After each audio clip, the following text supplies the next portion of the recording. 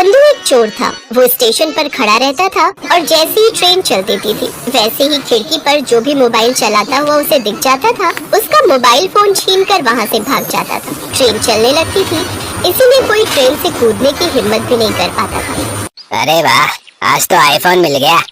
ये कम से कम 20-25 हजार में तो बिक ही जाएगा। चंदू मोबाइल लेकर चोर बाजार पहुँच गया। वो किसी दुकान पर जाकर मोबाइल बेचने लगा। अरे चंदू, आज तो लंबा हाथ मार लिया तूने, लेकिन ये इतना महंगा फोन मैं नहीं ले सकता भाई। इस मोबाइल में बहुत सिक्योरिटी होती है, मैं तुरंत पकड़ा जाऊंगा भाई। कमाल करते हो बिहारी लाल। मैं एक चोर होकर इतना महंगा फोन चोरी करते हुए नहीं डरा, और तुम ये फोन खरीदते समय डर रहे हो। यार, तुम लोग तो दिन भर दुकान में बैठे रहते हो बे। हम लोगों को रिस्क लेना पड़ता है, समझे, और मेहनत भी करनी पड़ती है। चुपचाप ये फोन ले लो, समझे, वरना आप। इतने में पीछे से चंदू के कंधे पर किसी ने हाथ रखा। उसने पलटकर पीछे देखा तो एक लंबा चौड़ा आदमी था। हाँ भाई, लाओ ये फोन मुझे दे दो। ठीक है, मुझे तो किसी ना किसी को फोन बेचना ही है। ले लो, निकालो 5000। हाँ, अपना हाथ आगे बढ़ाओ, देता हूँ। चंदू को कुछ समझ नहीं आया, लेकिन जैसे ही उसने अपना हाथ बढ़ाया वैसे ही उस आदमी ने चंदू के दोनों हाथों में हथकड़ियां पहना दी। इतने में बहुत सारे पुलिस वाले वहाँ पर आ गए। अरे ये सब क्या है? ये तो धोखा हुआ है मेरे साथ है। अच्छा, एक छोटा सा धोखा खाकर तुम्हें कष्ट हो रहा है, और जो तुम लोगों की मेहनत से कमाए हुए मोबाइल फोन, उनका पर्स चोरी कर लेते हो, तब उन लोगों पर क्या बीतती होगी। इस बात का तुम्हें अंदाजा नहीं हुआ? मैं हूँ इस इलाके का एसीपी। तुमने इस बार गलत आदमी का फोन छीन लिया। इस तरह से पुलिस ने चंदू को जेल में डाल दिया। वो जेल में कभी कविताएं पढ़ा करता था तो कभी गाने गाया करता था। उसका व्यवहार देखकर सब लोग बहुत खुश हो गए और उसे जेल से 6 महीने बाद छोड़ दिया गया। देखो, तुम्हारे अच्छे व्यवहार की वजह से तुम्हें छोड़ा जा रहा है। बाहर निकलने के बाद मेरी नजर तुम पर हमेशा रहेगी। चोरी करना बंद कर दो, कुछ ढंग का काम धंधा करो। लेकिन मैं तो पढ़ा लिखा भी नहीं हूँ, मुझे काम कौन देगा? तुम्हें दूसरे के यहाँ नौकरी करने को किसने कहा? बर्गर, पिज्जा, पापड़, गोलगप्पे, चाय, कुछ भी बेचो। खैर, चंदू 6 महीने बाद जेल से छूटकर अपनी झोपड़पट्टी में आ गया और मन ही मन सोचने लगा। एसीपी साहब ने बिल्कुल सही कहा। आखिर कब तक मैं चोरी करता रहूंगा? बार बार पकड़ा जाऊंगा। मैं अभी तक स्टेशन पर चोरी करता था, तो अब स्टेशन ही एक तरीके से मेरा घर बन चुका था। तो मैं क्यों ना स्टेशन पर ही चाय या गोलगप्पे बेचूं? चाय तो बहुत लोग बेचते हैं, मैं ऐसा करता हूँ, गोलगप्पे बेचता हूँ स्टेशन पर। अगले दिन ही चंदू ने गोलगप्पे की एक टोकरी बना ली और अपनी खोपड़ी पर रखकर स्टेशन पहुंच गया। तभी स्टेशन पर ट्रेन आ गई और चंदू गोलगप्पे की टोकरी खोपड़ी पर रखकर ट्रेन के अंदर घुस गया। गोलगप्पे ये खा लो, गोलगप्पे ये। मेरे गोलगप्पे का पानी देखते ही आप लोगों के मुंह में पानी आ जाएगा। हाँ, अरे भाई साहब, ये गोलगप्पे कैसे दिए? 10 का 4। अरे बाप रे, गोलगप्पे में मटर की जगह सोना चांदी डालते हो क्या? बिल्कुल टोपा हो क्या भैया? सोना चांदी गोलगप्पे के अंदर कौन डालता है? और अगर सोना चांदी डालकर बेचूंगा भी तो 10 रुपए का 4 नहीं, 10 लाख का एक बेचूंगा मोटे। खाना तो खाओ, वरना प्रभु के गुण गाओ। अरे नहीं भाई, हमें नहीं खाना इतना महंगा गोलगप्पा। लेकिन लड़कियों और औरतों को तो गोलगप्पे बहुत पसंद होते हैं। वैसे भी ट्रेन के अंदर गोलगप्पे कहाँ मिलते? कम से कम भाई साहब गोलगप्पे बेच तो रहे, यही बहुत बड़ी बात है। लाओ भैया, इधर ले आओ, हमें गोलगप्पे खिलाओ। दिन भर मेहनत करके उसने 300-400 रुपए कमा लिए, लेकिन जब वो घर पहुंचा तब वो ज्यादा खुश नहीं था और बहुत थक भी चुका था। पहले तो मुझे लगा कि चोरी करने से अच्छा गोलगप्पे बेचना होगा, लेकिन मैं एक प्लेट गोलगप्पे में सिर्फ 3 रुपए कमा पाता हूँ। इससे अच्छा तो मेरा चोरी का धंधा था। एक झटके में 3-4 हजार अंदर कर लेता था मैं। गोलगप्पे का सहारा लेकर ही कुछ अलग सोचना पड़ेगा। चंदू रात में प्लान सोचने लगा और सोचते सोचते सो गया और उसे एक आइडिया आया। सुबह उठकर उसने फिर से गोलगप्पे की टोकरी तैयार की और ट्रेन के अंदर घुस गया। गोलगप्पे ये 10 के 20 से, खा लो तीखे और चटपटे गोलगप्पे 10 के 20 से। 10 के 20 गोलगप्पे सुनकर ट्रेन में बैठे सभी यात्री हैरान हो गए। ओए गोलगप्पे वाले, इतने सस्ते गोलगप्पे क्यों बेच रहा भाई? 20 दिन पुराने खराब गोलगप्पे तो नहीं बेच रहा है?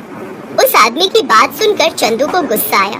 उसने उस आदमी से कहा, तुम लोगों को हर बात में समस्या होती है। महंगा बेचो तो भी दिक्कत, सस्ता बेचो तो भी दिक्कत। अगर मेरे गोलगप्पों में जरा सी भी खराबी निकली तो मैं अपनी बीवी तुझे दान कर दूंगा, और अगर मेरे गोलगप्पे बिल्कुल ताजा निकले तो तुझे अपनी बीवी मुझे दान करनी होगी। बोल, मंजूर है? ये कैसी शर्त है भाई? क्यों? अगर तुझे इतना ही कॉन्फिडेंस है कि मेरे गोलगप्पे खराब है तो डर क्यों रहा है? अरे भैया, छोड़ो इन लोगों को। ये मर्द जात होती है, ऐसी है, हर बात पर शक करने की बीमारी होती है। इतने सस्ते गोलगप्पे बेच रहे हो तुम। आज के बाद तो मैं हर रोज इस ट्रेन में सफर किया करूंगी। जल्दी से हमें गोलगप्पे खिलाओ, अब रहा नहीं जाता। चंदू सभी को गोलगप्पे खिलाने लगा। धीरे धीरे वहाँ बहुत सारे लोगों की भीड़ लग गई। आदमी, लड़के, औरतें, लड़कियाँ सब उसके पास आ गए। भीड़ का फायदा उठाकर उसने लोगों की बहुत सारी पर्स मार दी। रात को जब वो घर पहुँचा और बैग खोला तो उसमें ढेर सारे पर्स थे। ये हुई ना बात। इस तरह उसके पास करीब 30,000 रुपए इकट्ठा हो गए। क्या बात है, ये प्लान तो कामयाब हो गया। एक ही दिन में 30,000। ऐसे तो कुछ ही दिनों में मैं लखपति बन जाऊंगा। तो ये उसका अब रोज का काम हो गया।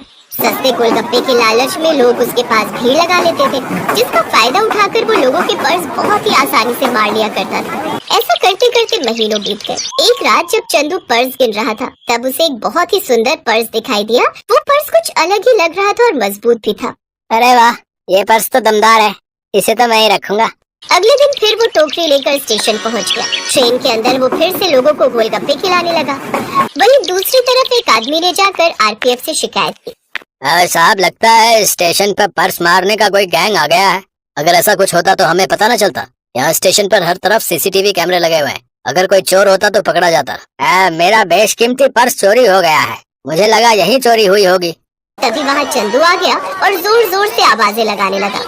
जल्दी जल्दी आओ, लूट लो 10 के 20 गोलगप्पे। तभी आरपीएफ ऑफिसर की नजर उस पर गई। मैं काफी महीनों से देख रहा हूँ, ये पानीपुरी वाला जैसे ही आता है वैसे ही हजारों लोगों की भीड़ लग जाती है। हाँ साहब, आप भी एक बार चक्कर देखिए। आरपीएफ ऑफिसर उस आदमी के साथ चंदू के गोलगप्पे खाने चला गया। गोलगप्पे तो उसे बहुत पसंद आए। ये लो चंदू, पैसे काट लो। साहब 500 का नोट छुट्टे नहीं है क्या? अरे छुट्टे होते तो 500 का नोट क्यों पकड़ा था? ठीक है साहब, लाओ देता हूँ। चंदू ने छुट्टे देने के लिए अपनी जेब से पर्स निकाला। वो पर्स वही क्रोकोडाइल वाला था। आरपीएफ के साथ वाला आदमी वो पर्स देखकर हैरान हो गया। भाई साहब, ये पर्स किसका है?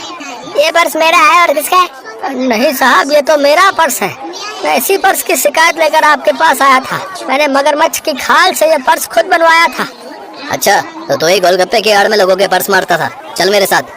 आरपीएफ वाला उसे थाने ले गया। वहाँ उसे वही एसीपी मिला। सर, यही वो चोर है जो अभी तक हजारों लोगों के पर्स चोरी कर चुका है। चंदू, मैंने तुझे समझाया था ना, फिर भी तू नहीं समझा।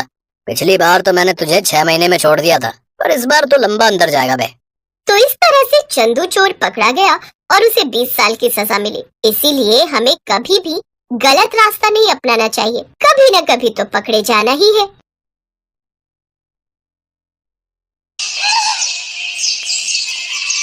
सुमन दिल्ली में रहती थी। उसके पापा चाट का ठेला लगाते थे। सुमन भी इस काम में अपने पापा का साथ देती थी। पापा, ये लो, सारे गोलगप्पे भी तैयार हो गए और पानी भी बना दिया। बस मीठी चटनी आप बना लो, मैंने हरी चटनी बना दी है। सुमन बेटिया, सारा काम तो तूने ही कर दिया। तू तो मेरी आदत खराब कर रही है बेटी। कुछ दिनों में तू ससुराल चली जाएगी तो तेरे बिना काम में बिल्कुल मन नहीं लगेगा। तेरी बहुत कमी खलेगी बेटिया। बस रो दिए। सुमन, अब तू ही अपने पापा को संभाल। थोड़ी थोड़ी देर में मन भारी कर लेते हैं। पापा, मैं आपको छोड़कर कहीं नहीं जाऊंगी। मुझे ये शादी नहीं करनी। मैं भी आपके और माँ के बिना नहीं रह पाऊंगी। पापा। नहीं बेटिया, ऐसे नहीं कहते। बेटियों को अपने ससुराल जाना ही होता है। केशव बहुत अच्छा लड़का है, तो ससुराल में बहुत खुश रहेगी। सुमन की शादी सूरत में तय हो गई थी। 1 महीने बाद सुमन की शादी थी, इसीलिए सुमन अपने माता पिता से दूर दूसरे शहर जाते थोड़ा उदास थी। सुमन बड़ी थी और एक छोटा भाई था जो अभी पढ़ रहा था।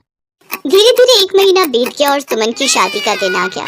सुमन के माता पिता उसे राजी खुशी डोली में विदा करते हैं। शादी के बाद सुमन दिल्ली से सूरत अपनी ससुराल आ जाती है। सुमन का पति केशव एक गैराज में गाड़ियों की मरम्मत करता था। सुमन समझदार थी। उसने आते ही पूरे घर को संभाल लिया। बस बहू, मैं और रोटी नहीं लूंगी, केशव को दे दे। बस एक ही रोटी देना, पेट में बिल्कुल भी जगह नहीं है। इतना स्वादिष्ट खाना बनाया है बहू कि मैं एक रोटी भूख से बढ़कर खा गई। कहाँ माँ जी, 2 निवाले की एक रोटी होती है मेरी छोटी छोटी। अब मैं आ गई हूँ ना, तो रोजाना आपको ऐसे ही गरम गरम मेरे हाथ का बना भोजन खाना होगा। कोई बहाना नहीं चलेगा। हमारे तो भाग्य खुल गए बहू, जो तुम हमारे घर में बहू बनकर आई। जीती रहो। सुनिए, मैंने आपका टिफिन पैक कर दिया है, ये लीजिए। बस मैं 2 मिनट में आई। अब ठीक है, मैं बाहर तब तक मोटरसाइकिल निकालता हूँ। माँ जी, और क्या क्या राशन लाना है? बस यही बहू जो लिखवाए है, बाकी तुम अपने लिए जो चाहो खरीद लेना। ठीक है, मैं थोड़ी देर में लौटती हूँ।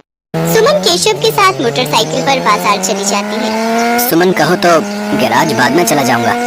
तुम अकेले घर सामान लेकर कैसे जाओगी? अरे अरे आप चिंता मत करो, मैं ऑटो ले लूंगी।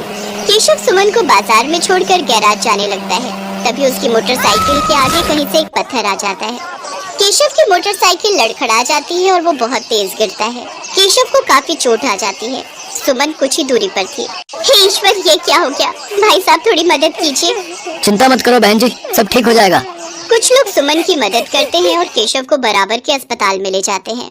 डॉक्टर केशव का इलाज करता है। कुछ देर बाद केशव को आराम मिलता है। ज्यादा गंभीर चोटें तो नहीं थी, पर केशव के पैर की हड्डी टूट गई थी। 2 दिन बाद केशव को छुट्टी मिलती है।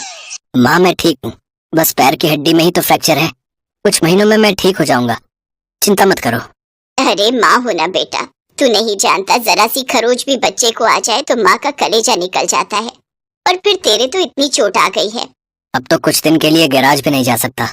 जाना भी नहीं है, डॉक्टर ने अभी 6 महीने रेस्ट के लिए बोला है। आप चिंता मत करो, पैसों की कोई तंगी नहीं आएगी। मैं कोई काम शुरू कर देती हूँ ताकि घर में थोड़े पैसे आते रहें। तभी सुमन के माता पिता भी दिल्ली से आ जाते हैं। सुमन ने उन्हें फोन पर केशव के एक्सीडेंट की बात बताई थी, जिसे सुनकर वो रह नहीं सके।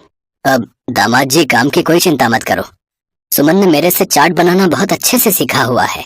सुमन बेटिया, तो यहाँ सूरत में दिल्ली वाले गोलगप्पे शुरू कर, वो तो बहुत अच्छे बनाती है। कुछ दिन मैं यहाँ रुक जाता हूँ, जब काम सेट हो जाएगा तब मैं वापस चला जाऊंगा। हाँ पापा, ये ठीक रहेगा। दिल्ली वाले गोलगप्पे यहाँ बहुत अच्छे चलेंगे। हमारे इधर आसपास किसी ने भी दिल्ली वाले गोलगप्पे का काम नहीं शुरू किया हुआ। केशव बेटा, आप सारी चिंता छोड़ दो, पापा और मैं कुछ दिन अब यहीं रहेंगे। शुक्रिया माँ, शुक्रिया पापा, आपने मुझे बहुत हिम्मत दी है। ऐसी बहू और ऐसे समधी सचमुच बहुत नसीब वालों को मिलते हैं। सुमन की सास की आंखों में आंसू आ जाते हैं। केशव को भी अपने सास ससुर के आने के बाद बहुत हिम्मत मिल गई थी। सुमन अपने पापा के साथ सूरत में गोलगप्पे का ठेला शुरू करती है, जिसके ऊपर लिखा था दिल्ली वाले गोलगप्पे। गोलगप्पे के दीवाने तो बहुत लोग हैं और सूरत में तो पानीपुरी के सभी दीवाने हैं। ये देखकर सुमन और उसके पापा ने गोलगप्पे का स्टॉल लगा दिया। उनके बने गोलगप्पे बहुत पसंद किए जाने लगे। सुमन बिटिया, मुझे पता है अब तुम काम अकेले संभाल लोगी। अब हमें चलना चाहिए। सूरज भी अपनी बुआ के घर बहुत दिन से रुका हुआ है। वो उन पर बोल रहा था कि हमारे बिना उदास हो रहा है। हाँ पापा, सूरज बहुत दिन अकेला रुक गया और आपको दिल्ली का भी तो काम संभालना है। वो भी बहुत दिनों से बंद पड़ा है। अब तो मैं सब कुछ संभाल लूंगी, आप मेरी चिंता मत करो। सुमन के माता पिता वापस दिल्ली लौट जाते हैं। उन्हें आए हुए भी बहुत समय हो गया था। अब सुमन अकेली रोजाना गोलगप्पे का ठेला लगाने लगी। वो रोजाना सुबह उठकर गोलगप्पे और बाकी का सामान तैयार करती और बाजार निकलती। कुछ भी कहो सुमन दीदी, आपके गोलगप्पे का जवाब नहीं है। हम सारी सहेलियां रोजाना शाम को स्पेशली मार्केट आपके गोलगप्पे खाने के लिए आती हैं। हाँ सुमन दीदी, ये तो सच है, बहुत टेस्टी गोलगप्पे होते हैं आपके, साथ में खट्टा मीठा पानी, बहुत बढ़िया बनाती हो आप। बस आप सब ग्राहक तारीफ कर देते हो, मुझे काम करने में और प्रेरणा मिलती है। ये लो, इसी बात पर 2 गोलगप्पे फालतू खाओ। सुमन रोजाना ऐसे ही शाम के समय बाजार में ठेला लगाती थी। धीरे धीरे सुमन के गोलगप्पे पूरे सूरत में फेमस होने लगे। अब तो उसे शादियों और पार्टी के भी ऑर्डर मिलने लगे। इस काम में सुमन की सास भी उसकी मदद करती थी। कहीं भी शादियों और पार्टी के ऑर्डर मिलते तो सुमन अपनी सास के साथ जाती और वहां पर अपना स्टॉल लगाती। स्टॉल पर दिल्ली वाले गोलगप्पे लिखा देखकर लोगों की भीड़ सबसे पहले वहीं पर टूटती थी। बहुत अच्छे पैसे कमा लिए सुमन ने। फिर एक दिन सुमन केशव और अपनी सास से बोली, सुनो, अब तो तुम्हारी तबीयत में थोड़ा सुधार हो गया है। मैं सोच रही हूँ तुम गैरेज का काम छोड़ दो, हम गोलगप्पे की एक दुकान खोल लेते हैं। अब तो हमारे पास अच्छे पैसे इकट्ठे हो गए, हम कुछ कारीगर भी रख लेंगे। सुमन, तुमने तो मेरी पूरी जिंदगी बदल दी। कहते हैं एक आदमी की सफलता में एक औरत का हाथ होता है, और तुमने तो मेरा बहुत साथ दिया है। तुम जैसा चाहती हो हम वैसा ही करेंगे। जीते रहो मेरे बच्चों। सुमन की मेहनत से सब कुछ अच्छा होने लगा। केशव और सुमन बाजार में किराए पर एक दुकान ले लेते हैं, जहां पर वो अपने साथ साथ कुछ कारीगर भी रखते हैं जो इस काम में उनकी मदद करते थे। कहते हैं परिस्थितियां तो जीवन में आती जाती रहती हैं। परिस्थितियों से डरकर नहीं, बल्कि परिस्थितियों का मुकाबला करके ही जीवन को सरल बनाया जा सकता है। जो व्यक्ति संघर्षों से लड़ता है वही ऊंचे मुकाम प्राप्त करता है। जैसा सुमन ने किया, वो परेशानियों से डरी नहीं बल्कि उनसे बचने का रास्ता ढूंढा।